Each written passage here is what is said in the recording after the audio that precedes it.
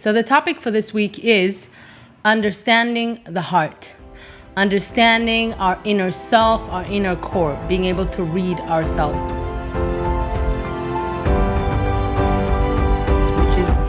It can be an art too, but we learn. We get the tools and then we learn how to read ourselves and how to figure out what's good for us, what's not, what we're feeling, why we're feeling what we're feeling, and hopefully find solutions for some problems or blocks that we have. So we're going to talk about that. Now, quick question. Have you ever been in the situation where you are either on the train, the bus, your car, and you're driving, and after a while, you're finding that you realize you're on the wrong direction? Did that happen to anyone here? It seems like, yes. Well, it did happen to me quite a few times. And that can happen in life, not just in, public transportation or in our car.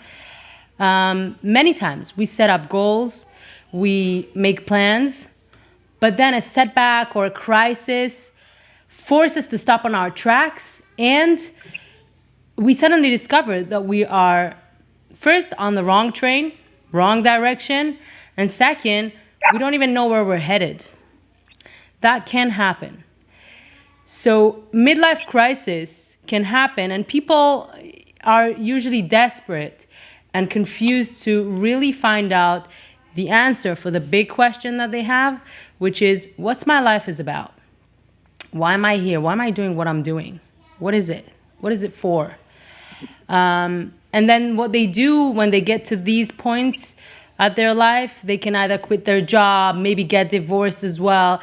They lack the tools of really figuring out themselves and reading themselves, and then they can even jump on the next train, okay, which can be also the wrong direction, without the crystal clear understanding and clarity of where they're headed and where they want to go with their life. Now, the Jewish concept, Binat Alev, and this is a big Jewish concept. That's obviously one of the reasons that I chose it as well. I feel like Judaism has so much to say about so many things and guide us and help us understand ourselves. What Binat Alev stands for, and it's basically, the translation is understanding the heart. But it means really comprehending and understanding our inner drives, thoughts, and feelings. All these things that really build us. It is also an invitation to really get to know and meet the most fascinating person on earth, which is you, the real you. It's important to take the time to find out and discover what makes us tick. What is that thing that really gets me going? Especially now, I would say during COVID-19, we are approached with so many people, different ages, old, young professionals, 20s, 30s, 40s, 50s, 60s sometimes. People are sometimes confused. They now have more time to think and contemplate, and they look for meaning. They look for directions. They want to know what to do. And now, especially because of COVID-19, unfortunately, it's been really difficult and hard and tragedies, in the physical world. But also it's a wake-up call for many people in the spiritual world. Now you have time to really focus on yourself. And so I would say working on ourselves and figuring out who we are and getting in touch with ourselves is actually great timing. And we can do it now. During this time that we don't have to be going crazy and going out there, there's not much, or not even any parties or stuff like that. There's less distractions and we're able to focus on the real things. Knowing ourselves is really the essence of being alive. If you don't understand why you're doing what you're doing, or what's driving you to do what you do, or what's your passion, you're on autopilot. You're just following. We cannot wait for a crisis to come in life in order to wake up. Life is too short, and our goal is to hopefully not head the wrong direction and start understanding and learning how to read ourselves and how to get in touch with ourselves. Because that's something that many people say, but it's words. Until you understand how you do it, it's just like, okay, so how do I do this? Many people ask me, so how do you suggest me understanding what's happening with me? So it's stages, and we're going to go through the stages. Hopefully hopefully we will be able to, I would say, cover the 4 points that I want to cover tonight. And I'll tell you what the points are. So the first thing will be an exercise that we're going to do as a group, and I'll tell you about that. The second thing I want to cover is figuring out what is motivating you.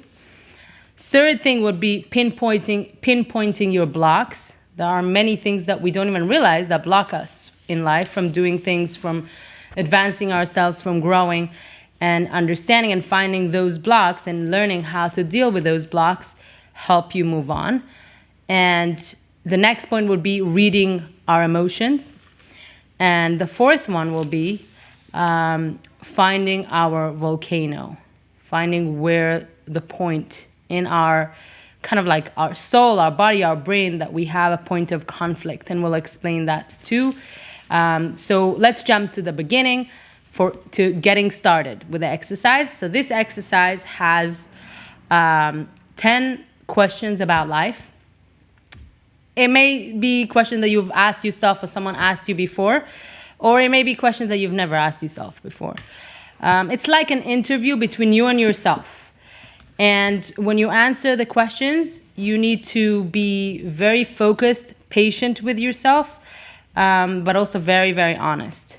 Really, don't be afraid to be honest with yourself, because at the end of the day, when you do these things, these exercises, it's for you. It's not for anyone else. You don't have to share it with anyone else, but it helps you clarify things. And hopefully after doing this exercise, you will figure out what makes you tick and what's important for you in life. Now we're going to do it as a group.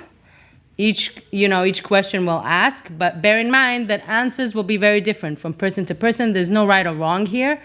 And I highly recommend every person doing it on their own time, maybe during the week sometime, taking half an hour, focusing on this. And I'll give it at the end of the class. I have a list of 4 or 5 exercises that you can do in order to figure out yourself and things that are important for you. So this will be one of them. So you don't have to necessarily write anything now. I can also email it after. So now we just need to focus on the questions. When you're doing it on your own, let's say, and the answers don't come right away. A lot of the times we understand when it comes to things that are deep inside, sometimes it's difficult to even get the answer or unwrapping, our heart or our mind. So it can take time, sometimes a few days. But be patient, the answer is there. You will have the answer, it's just a matter of time. So let's start with the first one, and you can obviously unmute yourselves. The first one will be, what am I living for? That might be a question that you've already asked yourself, or someone you've heard, people asking that. So let's hear what your thoughts are. We'll take a few that wants to share just ideas. What are we living for? Anyone? Come on. Yeah, just unmute yourself. We're very not formal right here, so just go for it. Okay, I think that everyone has a special gift and a uniqueness, and we should, of course, learn and be aware of what we can give to the world or give to others. And I think this is something that we should do. When you do and give something that you have, it makes you happy at the same time, and also the other person gets from it. And it's like a give and take, but you should know what you have. What is the uniqueness that you have, or what is it that you have been through that you can give to others? Wow, that's beautiful. Is there anything else? Sorry, I didn't want to cut you off. Oops, I lost you on my screen, so I don't even know where you are, Yasmin. No, I'm fine. That's it. Oh, okay. I finished talking. It keeps moving your squares, so I don't know.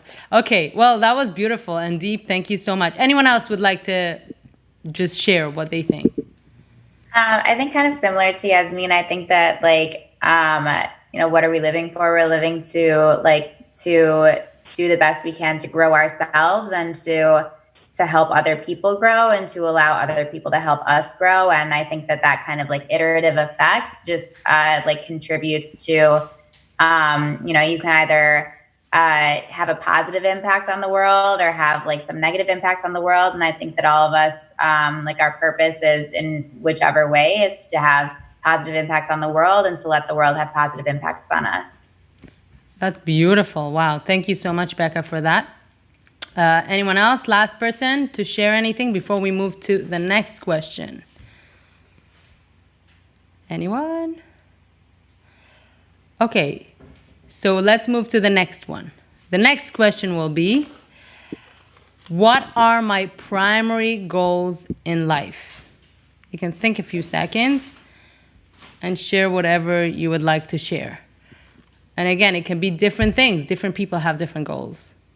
There's no right or wrong here, but I would love to hear your thoughts. Sarit, what are you thinking? Or Alex and Tess, I see that you unmuted. Hi, I think one of my goals in life is just to like know that I can have what I do in life has a positive impact on the world or like the people who are a part of my world. I think that's just really important in everything I do and my actions. I try to be conscientious of how it's going to impact other people, and hopefully it's a positive way. So that is definitely my goal. That's a beautiful one. Thank you for sharing. That's awesome. Thank you. Thank you. Who else? Anyone else? Sarit, what are you thinking? You look like you're thinking. Yeah, sorry, there's some background noise. My goal is to be able to give back, and I see through my work, I work for a nonprofit that gives interest-free loans to people in the community, and like a lot of the people we help, come back and they want to donate to us. Wow. And some of them say, oh, I hope one day I'm rich enough to like really give back. But something I've learned is even if you don't have a lot, you still have something to give. Everyone has something to give. So I say that in the future, I want to give a lot, but even now I can still give a little bit. But my goal is to, just increase that giving in the future. Wow, that's beautiful. That's such a powerful, I think, message even. Sometimes people think, for giving, in order to give something or give back money or whatever it is, you have to be rich, you have to be this, you have to be that. But you know what? The truth is, even in Judaism, it says that even the poorest person can give. Depends what. But everyone can give something. They can give up their time, they can give up themselves, they can give advice, they can give a smile. We all can give, regardless of what status or how much money we have or what our title is. So that's a really important point. I love it. Thanks for sharing. Anyone else? Any other goals in life?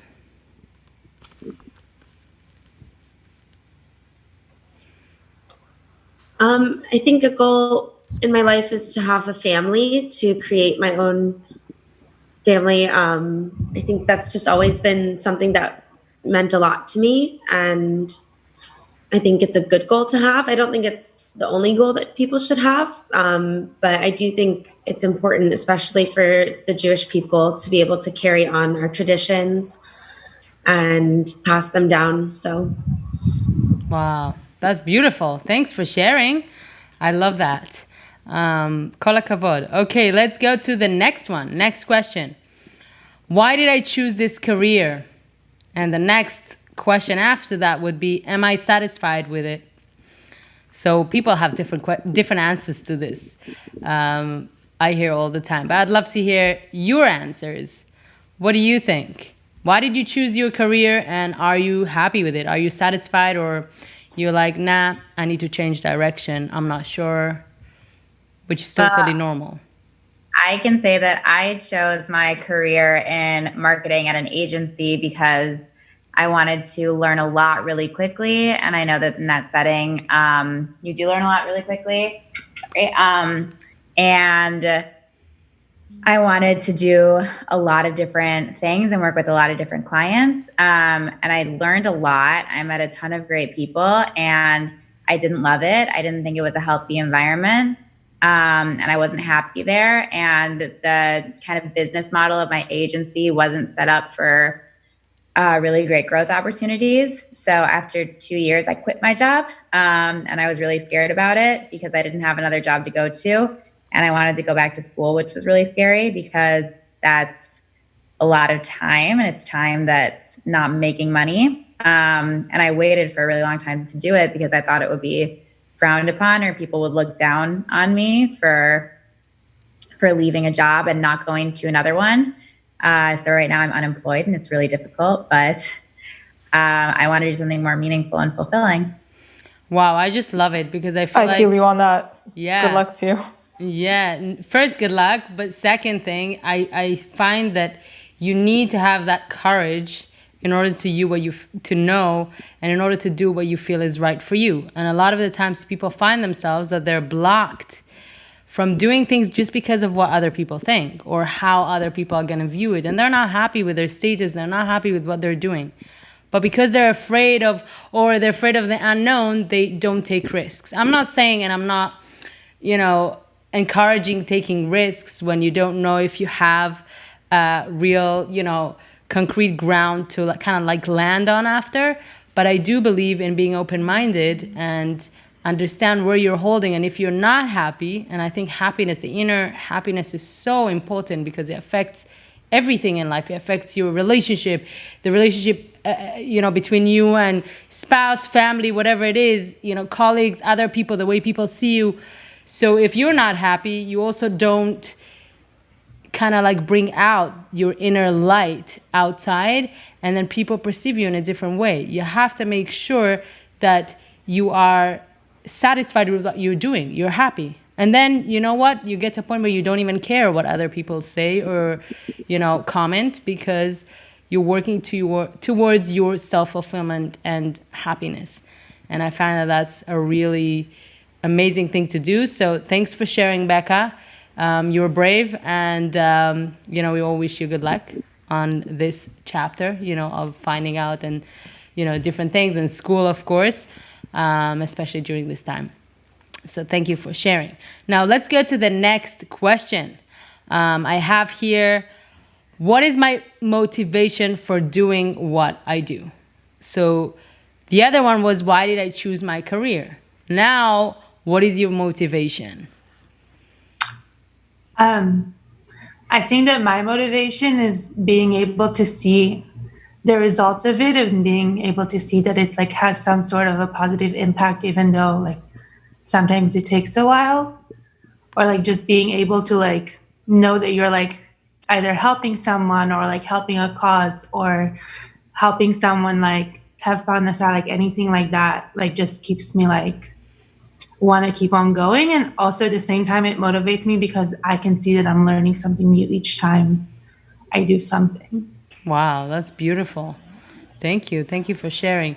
I'm gonna move on.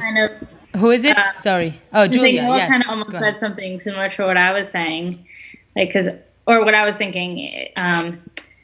Because in teaching, the reason why I do it is seeing. It might take a while, but seeing when someone understands or when it clicks, it's a good feeling.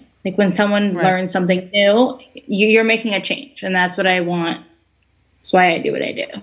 That's amazing. I know it because I teach, in different formats, different things, but I find that there's no greater joy than just being able to teach or share experiences and then see what the impact it does on the other person. And that's my answer to many people that always ask me how do you not burn out from seeing people or doing what you're doing? It's kind of like a job that it's always 24/7. It's a lot of stress, a lot of responsibility. How do you do this? And I'm that's a good question that you could have asked me probably right at the beginning. But now I think the question could be how can I not do this? Because I get so much fulfillment. Yeah, it's having an impact. I had a science experiment that I randomly thought of that I thought was a disaster. It kind of was a little bit of a disaster, but for the kid, a lot of the kids' favorite memory from third grade was that science experiment. Right. And it just made me feel good that it's wow, I had such an impact that Like I had an impact on something. That's beautiful. That's amazing. Well, thank you. Thank you again for adding. I'm going to jump into the next ones to make sure that we can cover some more tonight. So the next one will be, maybe I'll skip this one. What makes me happy? Let's go to the next one. How can I be happier and more fulfilled? Based on where you're at right now, how do you think you can be happier?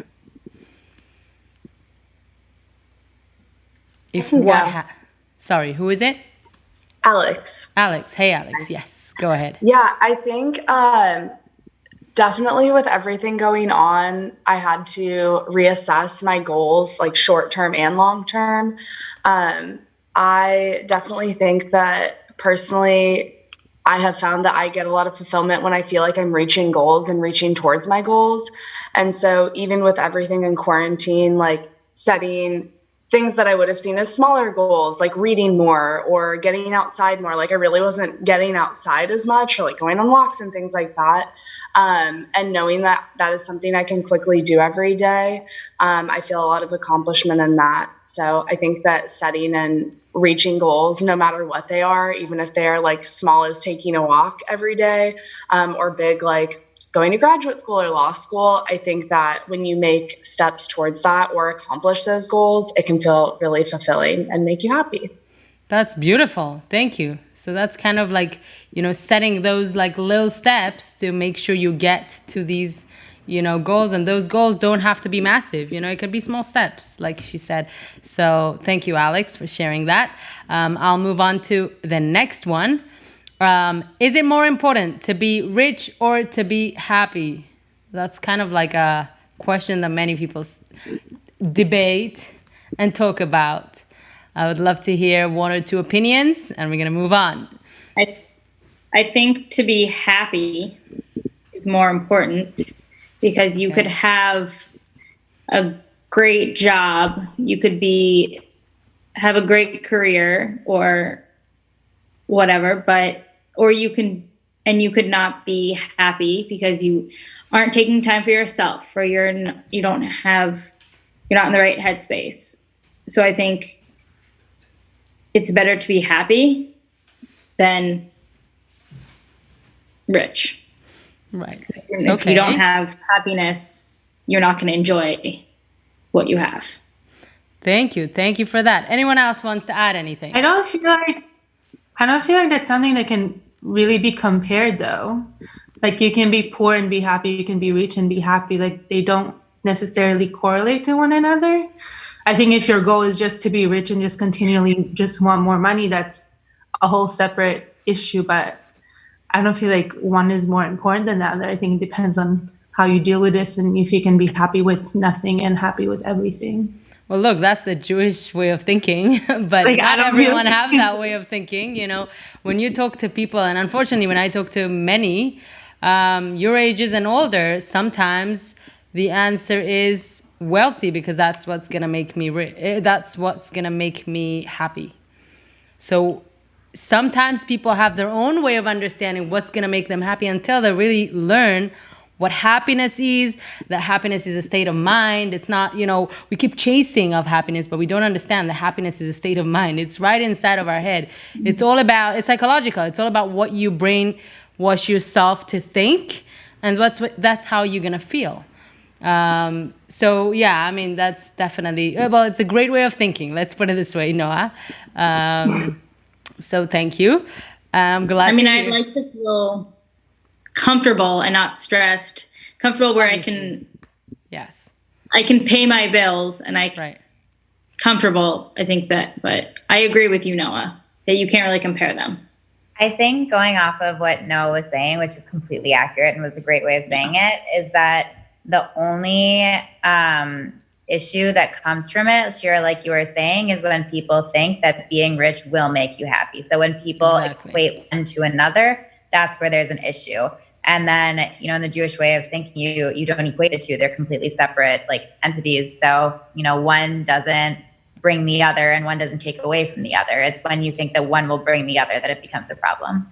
Right. I mean, because what happens is, and tapping into that, people make happiness as a moving target. If I'll be rich, if I'll be healthy, wealthy, I will be happy. If my boss will act this way, I'll be happy. If I get a job, I'll be happy. If I don't know, get married, find the person, I'll be happy. But the truth is, Judaism says, like, and that's something I mentioned with the other women group when we spoke about it. What's the minimum? What do you guys think, girls, think the minimum requirement from like Judaism to be happy? Like, let's say someone has nothing. I mean, they're poor, they're homeless. Do you think they have the requirement to be happy too? Like, what do you think? That's really interesting. It's off topic anyway, but I'm just like throwing it out here. I think that happiness is also a choice. You can choose to be happy. It doesn't have to necessarily be something like to make you happy, like buying a necklace or buying something. It's a choice. It's exactly the same like being angry is also a choice, because you can at the same moment stop yourself. You know what I mean? So so I think happiness is also a choice to make. Choose to be happy, choose to think positive, or etc., etc. That's great. Thank you, Yasmin. And I'll add, so I'll answer it. So according to Judaism, the minimum is, it says, v'day lo shechai, meaning it's enough that you are alive to be happy, to be grateful. So that's a crazy statement, but also makes you understand that, you know, if only I would appreciate that I woke up in the morning, I have no complaints. Why would I not be happy? You know what I mean? So that's just like a healthy, I think, set of mind. So whether you have things, you don't have things, you bought a house, you didn't, you got into school, you didn't find the right, whatever it is, you know, life throws at us a lot of challenges. The point is how we react to it and how we deal with it and how we grow from those challenges. Are we becoming this like cynical, annoying person that people don't want to be around? They always have comments to say and like just bitter about life and the situation, and they're not going to be happy until they get what they want? Or are we just going to be that person that accepts, embrace the challenge, which again, it's easier said than done, and that's why we're working towards these things, but it makes you a better person. It makes people love being around you. You know, you can be a magnet to people, you know, and you realize those people that are kind of like have that magnetic, I would say, character is people that are usually positive. You know, they spread that positivity around them and people want to be around them. Anyway, so I'll move on. I don't want to, you know, have like time up, seriously, because I do want to go through more of the things. So I'll say quickly the last two, but we're not going to answer them now. What are my future plans and why? And the next one will be, what are my secret dreams and ambitions? And why haven't I fulfilled them if I haven't? If you did, that's great. But okay, so these questions I'll give you in the end, so you can always do this exercise on your own. You know, be honest with yourself, spend time just you answering it. And hopefully it's going to give you like, you know, an idea of what's important to you and what really drives you, what makes you tick in life. Now, the next thing we're going to move on to is what is motivating us. So whatever stage in life we're at, we need to understand why we are doing what we're doing. And that's part of like the first, you know, section that we went through. Why are we doing what we're doing? It's not enough to just go along with the flow because everyone goes to college, I will, and then everyone graduates, I will, and then everyone gets a job, so then I'll look for a job, and then everyone look for soulmate and want to date, then I'll do so. It's not enough to follow a crowd, society, whatever it is. You have to understand why you're doing what you're doing. And it's very important to discover what drives you. And you know what? When you discover that, sometimes you examine it and you're like, I need to refine it, or change direction, or change my decision based on what you come up with. So here's a conversation that I've heard many times living on campus, and I'm sure you've heard that before too. And I'll start. So the first one is, so why are you going to college? The answer is to get a degree. Why? Because I want to get into a good graduate school. Why? So I can so I can get a good job and make money. Why? so I can pay my college loan and just live comfortably. I'll give you another one, which I've had many conversations like that. You know, why are you in medical school? It's important for my parents that I have a good job after. Why? It's important for my parents to have higher education. Why? And that can go on and on. So not always we, you know, as human beings have crystal clear idea as to why we're doing what we're doing, why we're heading that direction. You know, we can spend years going to school and doing all these things, but we're not really sure why we're doing it. We're not passionate necessarily about it. And it's important to explore. It's important to find our motivations behind the activities that fill our day. You know, we do things every day. We need to understand why we do these things. And then you go for the heavier questions, like more serious questions. Why do I want to get married?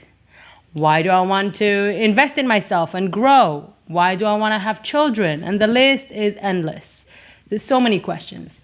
Now, in order to clarify your goals, because a lot of people say like, I don't know, I don't have goals in life, or like, I'm not sure what my goals should be. And that's work, to get in touch with your inner self, to figure out what your goals are.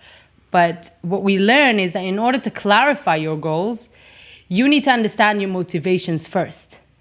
Understand what drives you. It will give you greater focus and confidence, and it will ensure that you stay on the right track and you will actually accomplish your goal. So I'll repeat that. In order to clarify your goals in life, you need to understand your motivations. You need to clarify your motivations first. Once you have a clear motivation, you will be passionate to accomplish your goal. You're going to connect to your goal. I'll give you an example. Just like simple example that came to my mind is making a birthday cake for Debbie. She's going to be turning 10 and she has a whole list of things and she wants a party and of course a cake. So of course I said I will make the cake. Now, I have a clear, motivation. I want to make my child happy. However she wants, whatever she wants, I'll do. So even like running to the store and let's say this specific cake, it's like a few layers and it's stages and I need to watch YouTube videos and spend time on tutorials and figure out how to do it, I'll do it. I'll be passionate about it because first, I love her and I want to make her happy. So my goal will be to make her happy and to make that birthday cake. So even the things on the way will be like secondary and I'll be happy to do it. It's going to clarify things for me. Now, any of you want to give me an example of, understanding your motivation so you can really accomplish your goal? Once you understand what drives you, you will be able to be passionate and actually accomplish this goal probably happily. Or give us an example from their own life or what they think.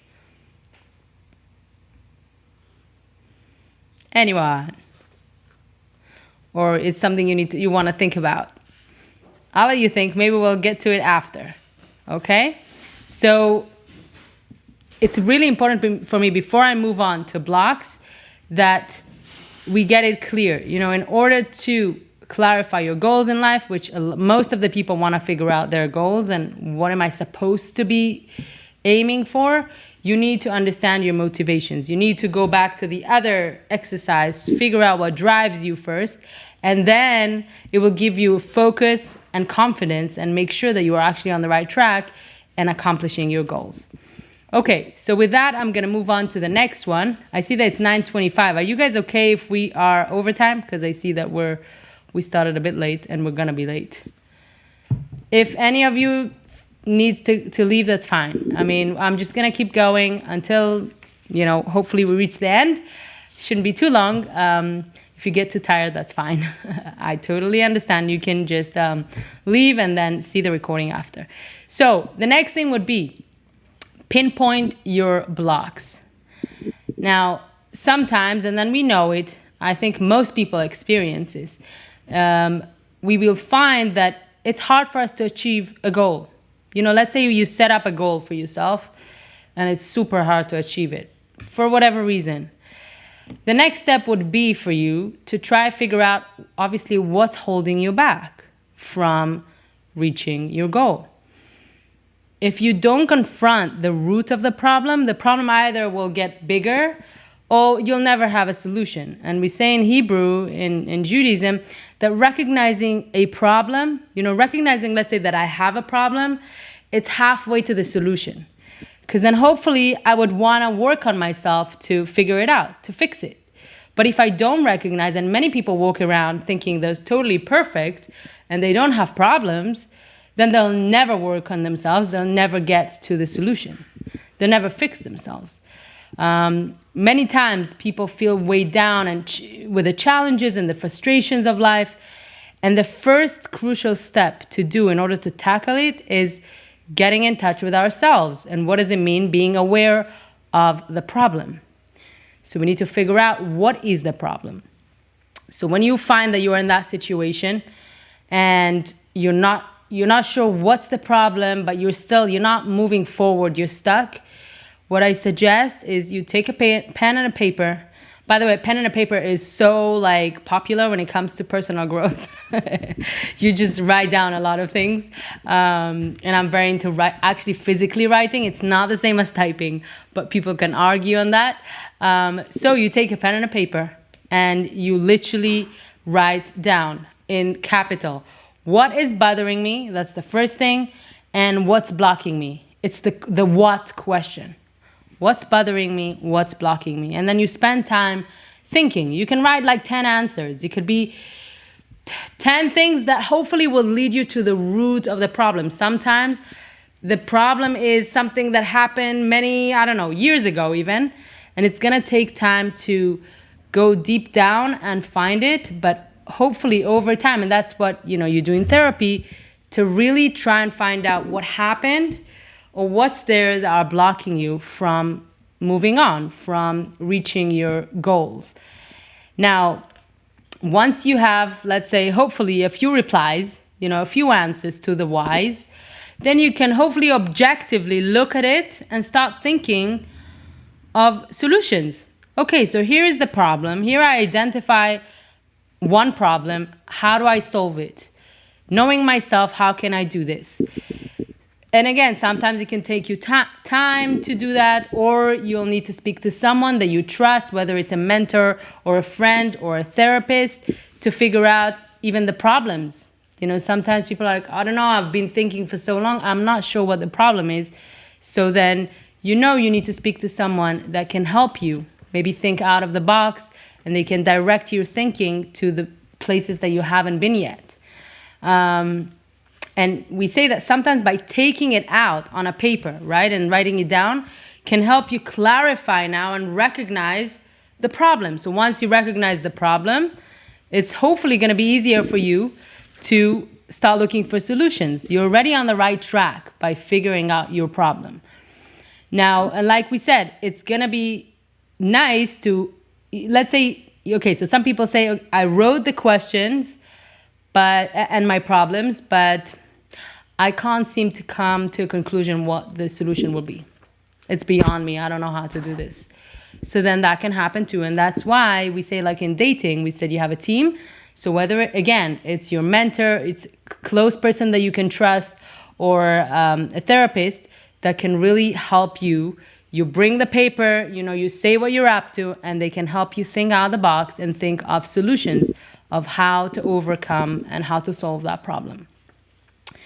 Now, the next thing would be reading your emotions, which is super important. So what we said before, pinpoint your blocks, is the understanding the what's bothering you, what's blocking you. Now, read your emotion is understanding the whys, okay? So you need to look inside yourself. In order to get in touch with yourself, you need to look inside yourself and get in touch with your emotional state. Now, our emotional state often really under the surface. Our emotions don't always come so clear and we really understand why we're feeling the way we're feeling. A lot of the times it's, I would say, subconsciously. And it influences our decisions. It influences even the way we perceive and look at the world and the way we look at people. our emotions really have the control on the way we look at things in life and on the world.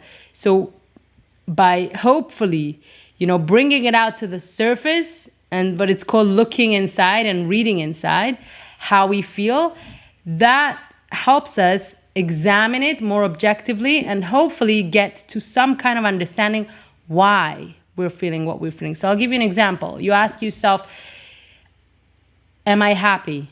Am I sad? Why? Why am I frustrated? Why am I tense? Why am I upset? Why am I jealous? The why is, I think, the key here to finding out the answers. What is the source of what you are feeling? So let's give an example. Let's say you feel irritated. You came back from work. I don't know, you're really not in a good mood. And you're irritated with the world, pretty much, anyone that comes next to you. And so the first question would be why? So let's say you answer yourself, because my colleague was unfriendly to me today. Okay. So then the next question is, so why are you irritated? Because if he would show respect to me, he wouldn't treat me this way. So the next question will be, well, is that really true? Why do you crave their respect so much? That it bothers you so much and it controls the way you feel. So when you get, after many questions, it can get to the root of the problem that I feel no good. I need people's confirmations to to who I am. So if I don't get that, and that happens to many people, that would affect my day. It would affect the way I feel about myself. Some people can hate themselves just because comments that other people say, which is very unfortunately. So it's something that we need to strengthen it within ourselves. And then so this person says, okay, well, I feel no good. That's why maybe it irritates me so much. You are no good. Well, this person may having an off day. You don't need their approval to feel good. And that's something that's, again, if a person finds that that's something that was bothering them, then at least they're on the right track to figure out, so I need to strengthen my self-esteem, my self-confidence, my self-worth. So when these comments come from colleagues, from other people, it doesn't do anything to you. It doesn't change the way you feel. If you feel that way and you get irritated by that and stop, you go backwards to get the sense of why I'm feeling this and get to the answer of it, that's when you start having clarity. So now I understand. I mean, I have this problem. I know why I feel that way. And I need to find ways to the solution. How do I fix this? How do I make sure it doesn't take over me? And it says here that most times identifying the source of your feeling, what we said, like the problem. So it was that person, but then it's not really that person, because when we got down to details, it was really about me, my self-esteem that was lacking. That's why whatever that person said affected me that way, and I had such a bad day. So it says that just by identifying the source, it helps you first contain the power of your feelings, but also minimize the impact that it will have on you. So when you start saying it to yourself, it's like, really? I don't have to, this is crazy. I'm not going to let that person control me. Obviously, it's a lot of personal work towards it. But once you have an idea of how to start, you ask the whys. And again, if you need help, you reach out to a friend, to a mentor, someone that you can trust that can help you through this process. And once you do it once, twice, 3 times, you're going to be so aware of your emotions, and you'll be very sensitive to understanding where things are coming from. So things are slowly going to start, I would say, affect you in a negative way, less and less. Now, I must say that also positive emotions to an extreme can also affect your decision too. When we are like extremely happy, I would say that it's not such a good idea to make like crazy purchases, when you're like in this euphoric mood and you're like on a high, because you need time to like think it over. Am I making the right decision? And am I spending too much money? Or I did some research and that's something that we need, so obviously we're gonna go for it. So I think it's a lot to do with balance. I would love to hear anything you mentioned before I go on to finding your volcano, which that's a great point that I think is so important. Anyone would like to add anything to the idea of reading the emotions, understanding the why behind my feelings in order to I have a question. Yeah. So when you were saying like sometimes it's good to discuss what you're feeling and stuff with like a mentor or a friend, what if you don't have a mentor or like you don't think you have a friend that you really like their advice? Look, I mean, what we say, and we said it in the dating series, if you feel like you don't have that person, you're going to look out for that person. It's really, really important. You know, going through life and dealing with everything on our own, I feel like is not something that even Torah says. It says, "K'neh lecha chaver," buy yourself a friend, but it also make yourself a rabbi, make yourself a mentor. Whatever that means to you, you need to have someone who is outside of your bubble.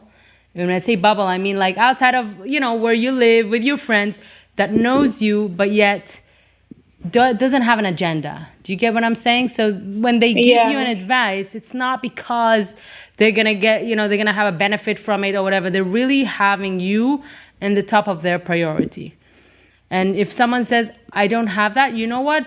Maybe sit down, make a list of anyone you know. Maybe pick one person that you think might be a good fit for that. I hope that helped. Yeah, but in any way, I think it's really important to make sure. And you know what? So many people that don't even know us reach out. Sometimes I'm like, wow, you know, that takes a gut to open up to someone you don't know, but you kind of trust them. And I think that's not good enough, because I think you do need to some kind of like have a relationship with that person in order to accept from them. If you don't know anyone, like if you don't know that person at all and you're willing to take an advice from a stranger, I think that would not be smart either. It has to be someone that you can trust. So you don't have to know them well, but you have to know something about them. Does that make sense? Yeah.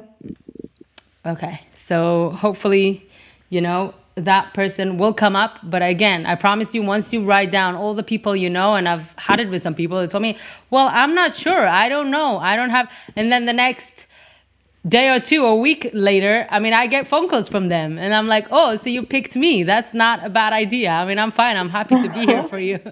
But again, it can be anyone you trust. Okay? All right. So any other questions about reading emotions, the whys, or anything you would like to add to that? Anything you resonate or anything you don't agree with? Okay, I think we're good with that one. We're going to move on to finding your volcano. Okay. Sounds dramatic, but let's look into this. So inside, and we know, based on Judaism, we know that inside every single one of us, we have a volcano.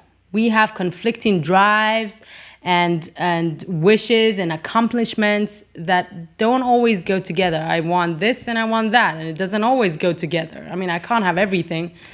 And the Torah says, and I'll read the verse from here, Hashem formed the man of dust from the ground, and he blew into his nostrils the soul of life, and man became a living being. That's in Genesis. Our souls always are going to yearn to connect to the infinite spiritual source, where they're coming from. So that's one aspect of us. The second would be our bodies. Our bodies yearn to go back to its source, which is the ground, escaping pain, escaping effort, escaping responsibility, very, very physical. That's where our body is from. So this really creates that constant battle inside of us within what the soul wants to achieve and what our body desires to do. And many, many times it's just a conflict. It doesn't go together. You have to pick and choose where I'm going, what I'm doing now. For example, I'll give you like simple examples that are just, I think could resonate with anyone. Resonates with me almost every morning. The alarm clock in the morning. the battle begins. You know, should I get up right now? I mean, there's not much motivations for many people to get up. They don't have a job or anything. Or should I just hit the snooze button, you know, and keep sleeping till like, I don't know, 2 p.m. and then not feel good with myself? So, you know, that is a battle within yourself.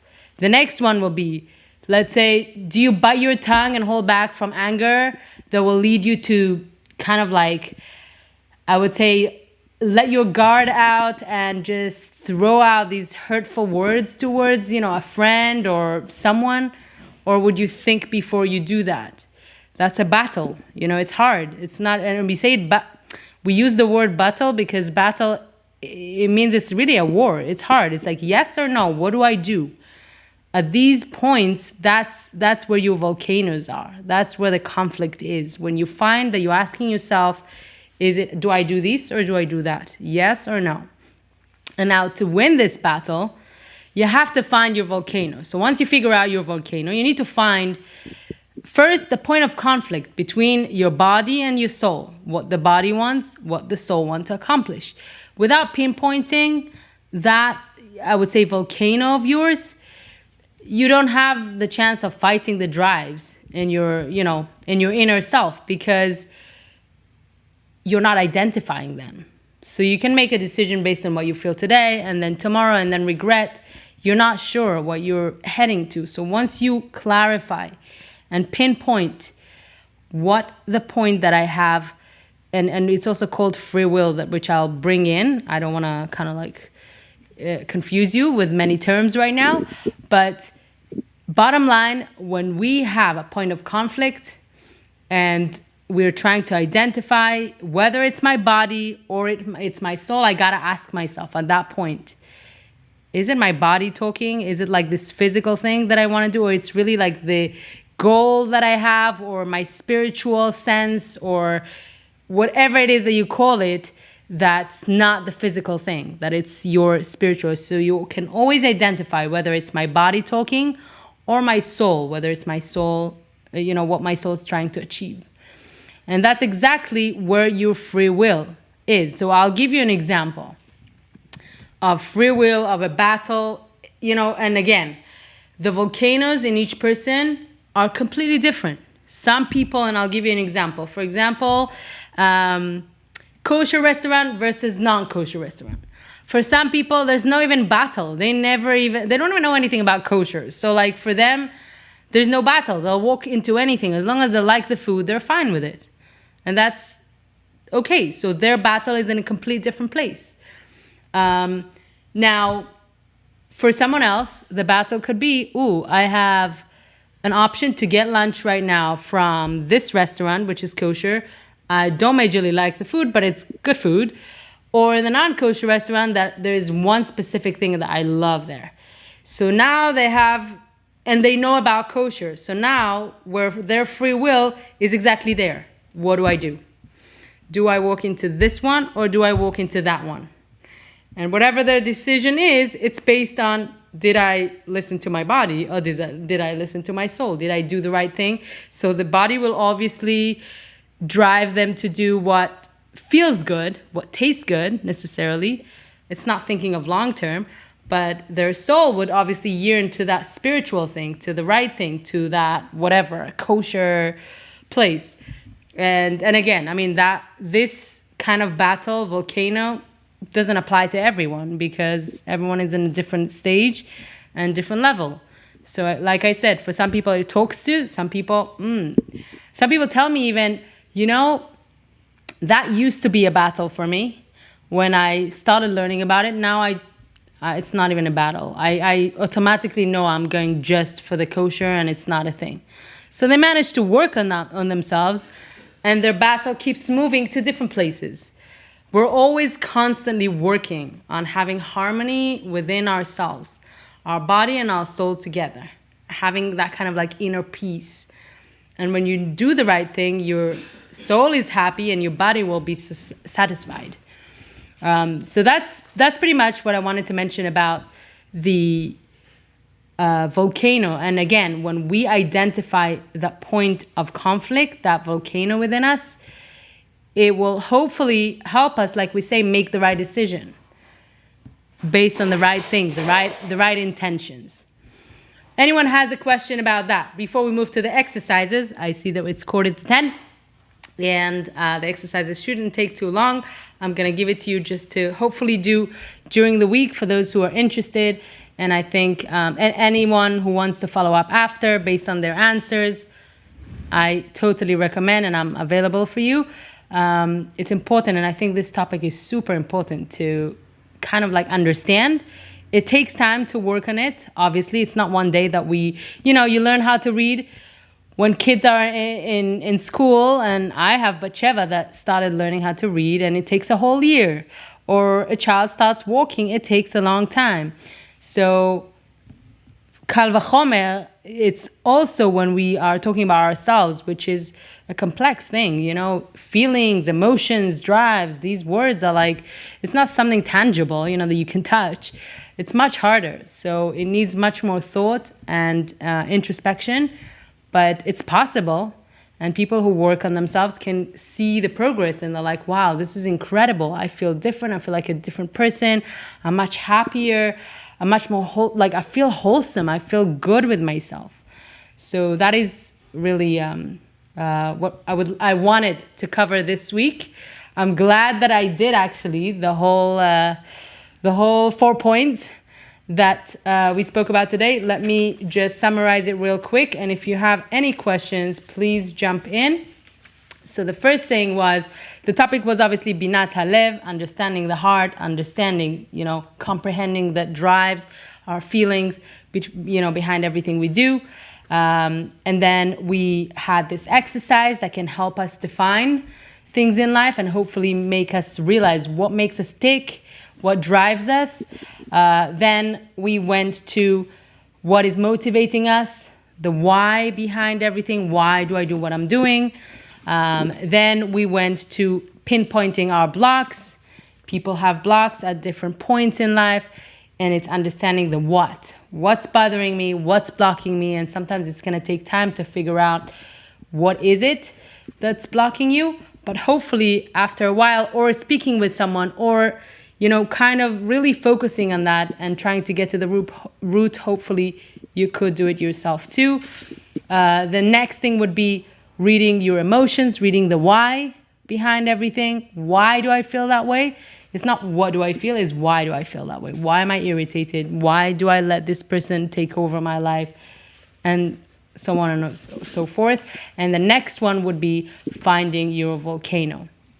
Finding your, the inner point where you have the conflict between your body and soul that wants you to do different things. And then hopefully by identifying it, you are going to choose the right thing and go the right way. So here are the exercises. Now, before we do the exercises, anyone want to add anything? Any of you ladies? And feel free to unmute yourself, of course. And if not, we can just go ahead and proceed for the exercises. Are we ready for the exercises? Yeah. I have a question. Yeah. What is the metaphor of the volcano? Sorry? Chloe? What's the metaphor of the volcano? What do you mean? It's basically the volcano. Is the volcano our passion? Yeah, that it erupts, you have something inside and it always going and there's no peace, when the volcano is, how do you call it in English? When the volcano is, it's not active. There's no point of conflict there. Nothing, the fire, nothing is happening. But the volcano within us is basically the idea, the metaphor for the idea of the conflict between our soul and our body together. That's always kind of like, it's a battle, it's a war. Does that make sense? Yeah. Thank you. Yeah, thanks. Okay, that makes sense. Of course. All right, so let's move on to the exercises. I have here 5. One of them we did at the beginning, but I will repeat. And if any of you would like it written, I can always send it to you as a text and see if you can do it with yourself during the week. And you can always reach out if you have questions or you got to some answers and you're not sure what's next. Always reach out and we will go through it. So the first thing will be, like we said, the getting started one, which is the 10 life questions. And I'm not going to list them now, but I suggest making, time, half an hour or whatever, to sit down, no distractions, pen and paper, write down everything and analyze your answers. And if you need help, reach out.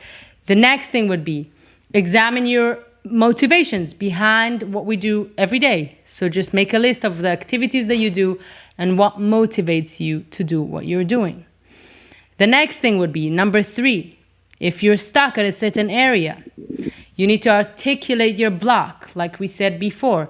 You need to write down what is bothering me, what is blocking me from getting to what I want. And hopefully you get the answers. If you don't, again, we said you can ask a mentor, you can ask a therapist, you can ask someone you trust to help you identify these things.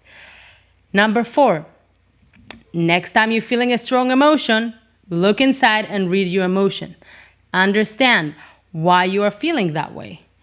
Identify the source of the feeling, like we said, and by identifying it, you are helping yourself to contain the power of your emotions to take over you and minimize the impact, so you gain control over your emotion. So that's number 4. And number 5 is practice finding your volcano. Throughout the day, you can ask yourself, or throughout the week, what is it that I have a point of conflict? When is it that I'm wondering, what should I do? And then you walk through from there. All right, that was awesome. Ladies, thank you so much for staying with me. I know we're way over time, but it was a real pleasure for me.